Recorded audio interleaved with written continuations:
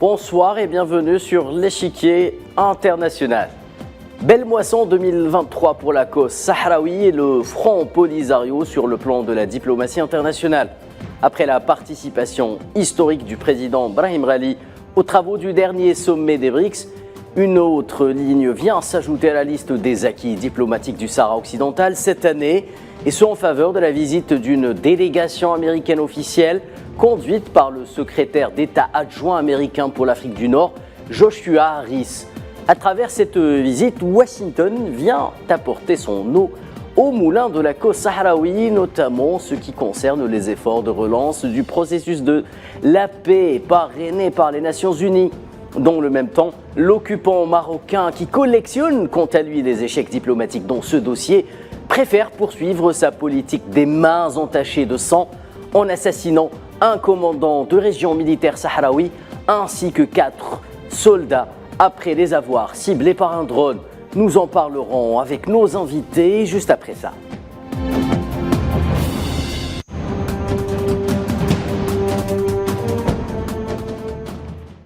Pour parler Sahara occidental et victoire diplomatique, ce soir, j'aurai le plaisir d'accueillir sur le plateau de l'échiquier international sur Al24 News Gilles Devers, avocat du Front Polisario. Vous êtes en direct avec nous par téléphone depuis la France. Maître Devers, bonsoir, merci de nous rejoindre sur ce plateau. Bonsoir, merci pour votre invitation. Toujours un plaisir d'être avec vous. Le plaisir est bien évidemment partagé. Kanti Bella, militant, diplomate sahraoui, sera quant à lui en direct avec nous depuis la France dans quelques instants. Avant de commencer ce débat, retour sur ses acquis ou les acquis de cette visite dans ce sujet signé Sofiane Baroudi. Une délégation américaine avec à sa tête Joshua Harris, sous-secrétaire d'État, chargé des affaires du Moyen-Orient et de l'Afrique du Nord, a visité les camps de réfugiés sahraouis à Tindouf. Le haut diplomate américain a rencontré à cette occasion le président de la RASD, secrétaire général du Front Polisario, Brahim Ghali, ainsi que des hauts responsables sahraouis et des représentants des Nations Unies et d'ONG internationales. Le département d'État a exprimé sur X, ex-Twitter, que Joshua Harris s'était réuni avec l'envoyé spécial du secrétaire général de l'Organisation des Nations Unies pour le Sahara occidental, Staffan de Mistura. La visite de cette importante délégation dans les camps de réfugiés sahraouis vient en soutien au processus politique de l'ONU au Sahara occidental, dans un esprit de réalisme et d'engagement afin de trouver une solution durable et digne en faveur du peuple du Sahara occidental. C'est ce qu'a affirmé la communication. Pour rappel, Washington, à travers le secrétaire d'État Anthony Blinken, a récemment rappelé son engagement à une solution pacifique via le soutien au processus politique des Nations Unies au Sahara occidental, dans le respect du droit international. Pour rappel, depuis la rupture unilatérale du cessez-le-feu par les forces d'occupation marocaines en novembre 2020, le Sahara occidental vit une situation de conflit. À ce propos, Bali Mahmoudi, le commandant de la 6e région militaire de l'Armée populaire de libération du Sahara occidental, ainsi que 2 de ses compagnons, sont morts au combat dans un bombardement perpétré par les forces d'occupation marocaines. La présidence de la République sahraoui a décrété 3 jours de deuil à la mémoire des martyrs. Dans le même sillage, l'Armée populaire de libération du Sahara occidental a annoncé que des détachements d'assaut avaient attaqué les positions du 36e bataillon de l'armée d'occupation dans la zone de Guelbennes, dans la région d'Ossel. Des frappes concentrées ont également ciblé la zone de Tadoulat, toujours dans la région d'Ossel, au sud du Sahara occidental. Le communiqué mentionne également que la PLS a effectué des bombardements contre des enclaves ennemies dans le secteur de Haouza, où d'importantes pertes auraient été infligées aux forces d'occupation. Des indices de l'intensification du conflit en cours au Sahara occidental sont donc enregistrés, alors que la République arabe sahraoui enchaîne les victoires diplomatiques et que les poids lourds de l'échiquier diplomatique international assurent de leur appui aux efforts de résolution politique de la question sahraoui, dans le respect du droit international, qui préconise le droit à l'autodétermination et à l'indépendance de la dernière colonie du continent africain. C'était donc un sujet signé Sofiane Baroudi. Maître Devers, nous entamons ce débat avec vous. Alors, comme ça, à chaud, quelle lecture faites-vous de cette visite et que peut-elle, au fond, apporter de concret aux efforts de relance du processus de paix onusien ? Écoutez, il faut pouvoir considérer ces événements par rapport à ce qu'on a vécu par le passé, donc mesurer les progrès qui sont faits. Et le seul mot qui vient ce soir, c'est que c'est un progrès considérable qui est à mettre à l'atout de la très vaillante diplomatie sahraoui, et une diplomatie qui est forte parce qu'elle reste sur une ligne qui est toujours constante, Oui. qui a été l'unité du peuple, l'autodétermination et le référendum. Donc là, on voit qu'il y a ce mouvement. Les États-Unis ont été piégés par la déclaration de Trump, à qui on a donné une force qu'elle n'a pas du tout. C'était un communiqué fait par le président, et un président, par un communiqué, ne peut pas changer le statut d'un territoire. Et on avait fait, enfin la propagande avait fait une affaire avec cela. Alors c'est vrai que tout est très compliqué aux États-Unis. On sait que les majorités se jouent à peu de choses, et l'administration Biden n'a pas les coups de défense. Mais le geste de cette visite en dit beaucoup, et effectivement je crois que de toutes parts on se rend compte qu'il faut que les choses évoluent, que ce statu quo incroyable qui est imposé au peuple depuis 1975 en violation de résolutions très claires de l'ONU n'est pas quelque chose qui est durable. Et je dirais, regardons le monde tel qu'il est, regardons l'Afrique telle qu'elle est, regardons le Maghreb tel qu'il est. Chacun se dit il y a mieux à faire plutôt que de mobiliser de l'énergie pour aller soutenir un roi du Maroc qui n'est plus jamais présent chez lui, on ne sait même pas qui gouverne, pour la dernière colonie d'Afrique. Donc il faut tourner la page. Il faut tourner la page, et tous ces efforts sont convergents, ils sont encourageants, mais évidemment que tout ça c'est le résultat d'un travail de fond, c'est le travail de fond qui nous intéresse. Merci Maître Dever. Kante Bella, dans l'agenda de la délégation américaine, figure une rencontre très importante avec le président sahraoui Brahim Ghali, mais également avec l'envoyé spécial des Nations Unies, Staffan de Mistura. Et à ce niveau-là, peut-on parler d'avancées notables dans le dossier sahraoui ? On peut parler d'avancées dans la mesure où, comme le souligne à juste titre Maître Dever, oui. Les États-Unis d'Amérique se sont aperçus que la politique que voulait mener Donald Trump ne mène nulle part, et qu'elle s'oppose frontalement au droit international, mais également à la philosophie politique des États-Unis, qui est un pays né à partir du principe de l'autodétermination. Et d'ailleurs, le droit à l'autodétermination a été fortement mis en place par un certain président américain, Wilson. Et donc, la visite, l'implication, je dirais, des États-Unis d'Amérique ces jours-ci pour appuyer, disent-ils, le processus de paix et pour le sortir de l'impasse, est plutôt une avancée pour nous assez intéressante. Oui. Après, on verra comment les États-Unis agiront au sein du Conseil de sécurité, car ils sont le porte-plume des résolutions du Conseil de sécurité. Et de toutes les manières, ce que demande le peuple sahraoui n'est pas compliqué. C'est une consultation populaire à travers laquelle le peuple sahraoui décidera de son propre sort et du sort de son territoire. Ce n'est pas impossible, mais les jeux géopolitiques macabre, bien sûr, macabre, parce qu'il en va de la vie des Sahraouis, a fait qu'une consultation populaire, a priori, n'est pas si compliquée à mettre en place. L'ONU y met 30 ans pour l'organiser. Oui, voilà. Faut-il le rappeler, oui. Et nous avons malheureusement le témoignage qui est un aveu d'échec du secrétaire général des Nations Unies, Antonio Guterres, qui a dit que le processus de paix est bloqué par ceux qui bloquent. J'espère qu'aujourd'hui, les États-Unis d'Amérique sont venus avec l'intention de débloquer, comme ils ont dit, ce processus de paix et permettre enfin au peuple sahraoui une expression libre et régulière à travers une consultation référendaire. Très bien, Kante Bella, merci. Maître Dever, alors selon le département d'État américain, Joshua Harris a souligné l'importance d'un plein soutien au processus onusien dans un esprit de réalisme et d'engagement.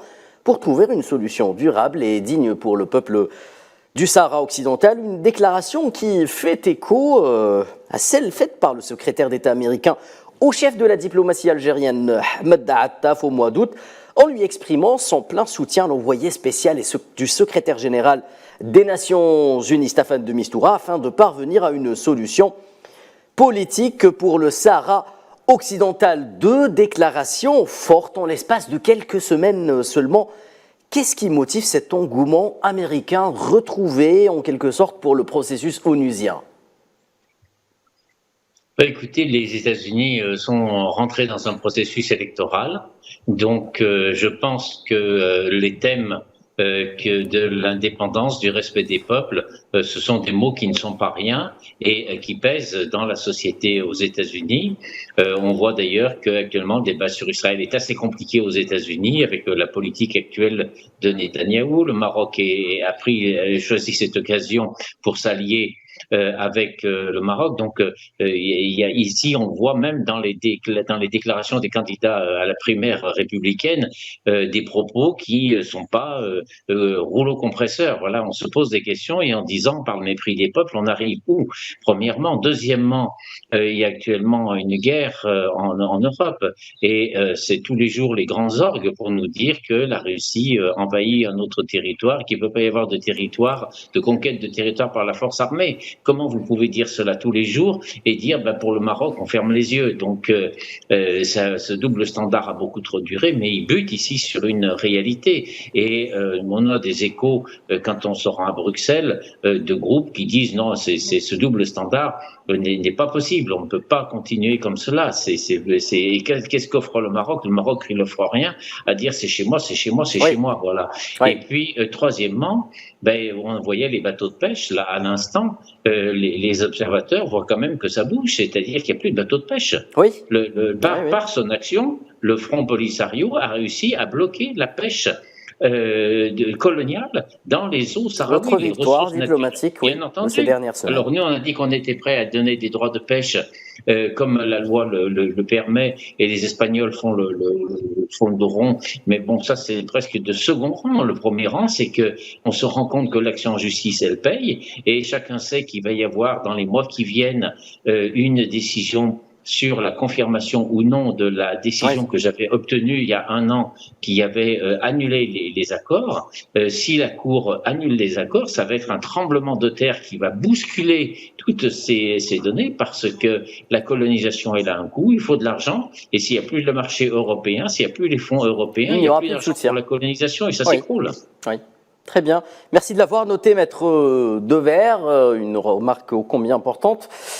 Alors, les Nations Unies, par la voix justement de Stéphane Dujarric, porte-parole du secrétaire général des Nations Unies, Antonio Guterres, viennent de démentir les informations relayées, cette fois-ci par le Maroc, quant à une prétendue prochaine visite de Staffan de Mistura dans les territoires occupés, mais également à Rabat. À quel point ces gesticulations marocaines contraste avec des succès et des avancées sahraouis franches et claires? Le Maroc est habitué au mensonge et à la propagande. Il gère le dossier du Sahara occidental par le mensonge, par la propagande, espérant qu'à travers la propagande, il va modifier la réalité sur le terrain, chose qui n'arrivera jamais. Il pourra dire ce qu'il voudra, la réalité sur le terrain restera, et cette réalité est que le Maroc n'est pas chez lui et le Sahara occidental ne lui appartient pas, et qu'il est de la responsabilité des Nations Unies de décoloniser le territoire. Il s'agit là de faits, et de faits, les faits sont têtus, et il peut dire ce qu'il voudra le Maroc, ces faits restent là. D'ailleurs, les Nations Unies ne peuvent pas se débarrasser comme d'un coup d'une baguette magique d'une affaire de décolonisation pendante. Et tôt ou tard, elles seront obligées, les Nations Unies, de considérer l'avis du peuple du Sahara occidental, le propriétaire légitime de ce territoire, de lui demander ce qu'il voudrait faire de son territoire et terminera avec une telle situation. Stéphane de Mistura a été bloqué par le Maroc. Il lui a été interdit de rendre visite au territoire occupé. Maintenant, le processus de paix, il est bloqué, certes, par le Maroc, mais le Maroc ne pourra pas ad vitam aeternam bloquer les Nations Unies, fouler aux pieds le droit international. Et ceux qui le soutiennent ne pourront pas continuer dans une politique des deux poids, deux mesures. Donc, un jour ou l'autre, le droit prévalera et le peuple sahraoui finira par devenir indépendant. Très bien, Qaddi Bellah. Monsieur Maître Devers, alors à la lumière de ces derniers développements dans le dossier sahraoui, est-il envisageable de voir Washington et l'administration Biden bien tout simplement faire un pas en arrière par rapport à la décision de l'administration Trump, pourquoi pas, et ce en plein contexte électoral, et vous l'avez rappelé en début d'émission.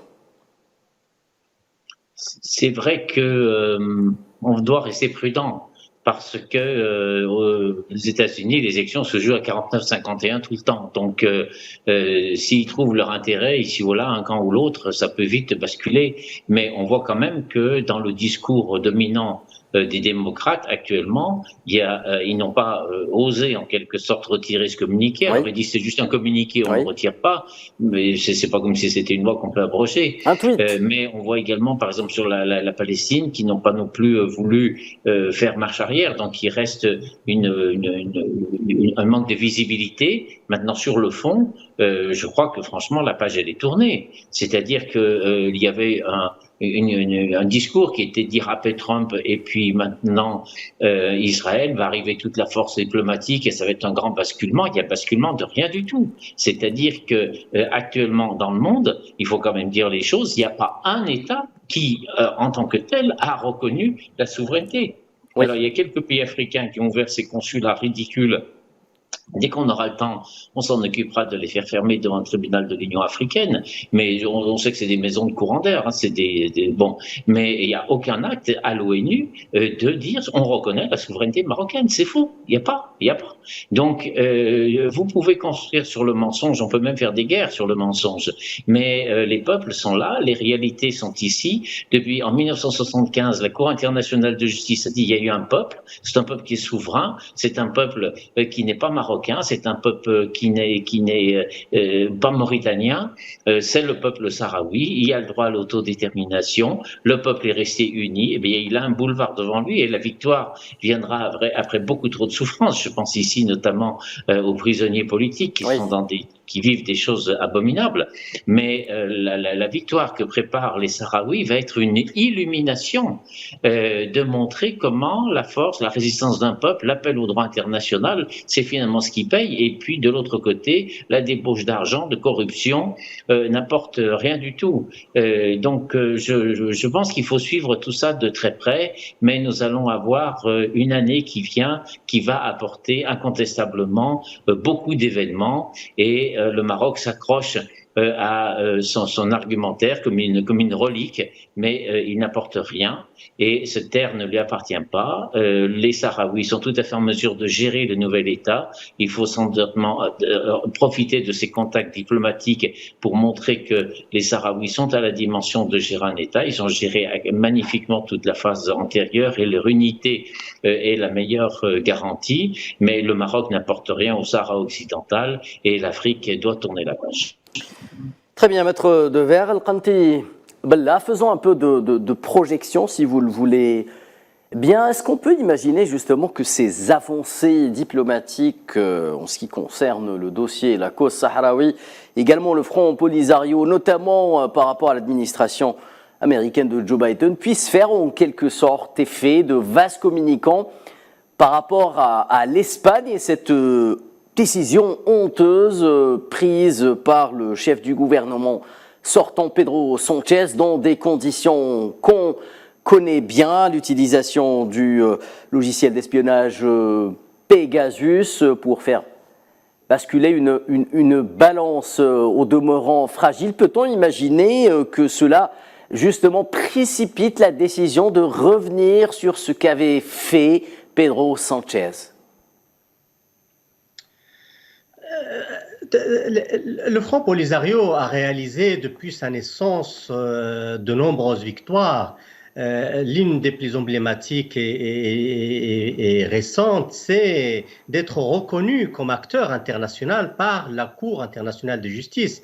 Vous étiez en train de parler avec Maître Gilles Devers, un éminent acteur de cette bataille juridique et qui, je l'espère, se terminera en triomphe d'ici quelques mois quand la décision définitive aura été donnée par cette même cour. Il ne restera au Front Polisario que de traquer les pirates qui sont là comme des vautours en train d'épauler une entreprise coloniale au Sahara occidental. Donc, sur le plan juridique et reconnaissance, le Front Polisario et la RASD ont parcouru un chemin important. Maintenant, concernant l'Espagne et la puissance administrante, ce n'est pas parce qu'elle s'est retirée d'une façon étrange du territoire que sa responsabilité en tant qu'État tombe. Elle doit assumer sa responsabilité en participant à la décolonisation du Sahara occidental, en accompagnant les Nations Unies dans cette décolonisation et tôt ou tard, l'Espagne devra assumer cette responsabilité. Les jeux minables que pouvait prendre tel ou tel homme politique au sein du gouvernement espagnol et qui ne fait que souiller la mémoire du formidable peuple espagnol et résistant peuple espagnol et porter atteinte à l'image de son propre pays, n'entravera pas la marche du peuple sahraoui. Nous sommes en train de lutter en parallèle de toutes ces tergiversations, de tous ces complots qui pouvaient avoir lieu ici ou là. Et finalement, la justice prévalera et le droit triomphera. Il n'y a aucun doute. Gilles Devers soulignait tout à l'heure que le débat au sein des États-Unis autour du droit des peuples à l'autodétermination et l'invasion des territoires est quelque chose d'extrêmement actuel dans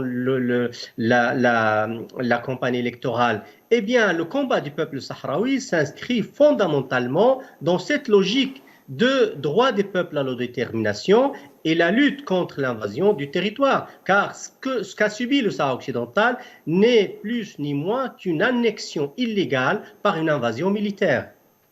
Très bien, Kanté Bella. Maître Devers, nous allons conclure ce débat avec vous. Alors, vous avez d'un côté tout simplement le travail diplomatique qui porte ses fruits, travail diplomatique mené par la diplomatie sahraoui, le Front Polisario, et de l'autre, un occupant marocain, tout simplement, qui, une nouvelle fois, a recours à la violence en assassinant un chef militaire du Front Polisario ainsi que 4 de ses compagnons de route. Nouvelle déclaration, acte d'escalade, selon vous, de la part du Maroc qui n'a que la fuite en avant pour se réfugier. Un acte, vous avez raison de parler d'assassinat, parce que ce sont des actes ciblés qui visent des personnes qui ne sont pas forcément en situation de combattants, et ce que permettent les drones actuellement. Et évidemment, il y en a des grands débats en droit international pour savoir quel est l'acte militaire licite et quand est-ce que ça devient un assassinat. Voilà, donc c'est un acte de force, mais c'est surtout un acte de faiblesse. Une armée qui est noble utilise-t-elle de tels procédés? Donc s'il ne leur reste que ça, eh bien face à lui, ils trouvent le courage des soldats sahraouis qui sont des grands seigneurs de la résistance, de la guerre et du sens du sacrifice. Donc s'il ne reste que ça, eh bien il leur restera ça, et puis c'est tout. Mais leur appui qu'ils croient trouver avec l'Espagne, moi je donne rendez-vous à l'audience de la Cour de justice de l'Union européenne, parce que l'Espagne elle est présente, et ben on verra que son discours devant les juges, c'est pas du tout le même que quand il faut aller se faire prendre en photo à Rabat. Donc il y a un monde qui prend fin. Vous savez que la France vient de subir son désarroi de sa diplomatie, une série de coups d'État qui concernent d'abord les peuples, mais qui sont autant de places que la France considérait il y a encore quelques mois comme des places fortes. Et puis du jour au lendemain, il n'y a plus rien. Voilà. Mais moi, je dis que c'est le schéma qui est en train de se produire. Très bien. Parce que tout est artificiel, et ce qui est artificiel tombera, alors que ce qui est vrai, c'est le peuple, et le peuple, il reste. Très bien, Maître Devers, ce sera donc la conclusion de la fin. Le peuple reste, le peuple sahraoui et son territoire resteront également. Merci Qanti Balla, militant, diplomate sahraoui, d'avoir été avec nous. Gilles Devers, grand avocat, donc grand architecte des victoires du Front Polisario sur le terrain judiciaire. Merci également d'avoir été avec nous en direct tous les deux depuis Paris. Mesdames et messieurs, c'est la fin de l'échiquier international. Rendez-vous dès demain. Excellente soirée sur Al 24 News.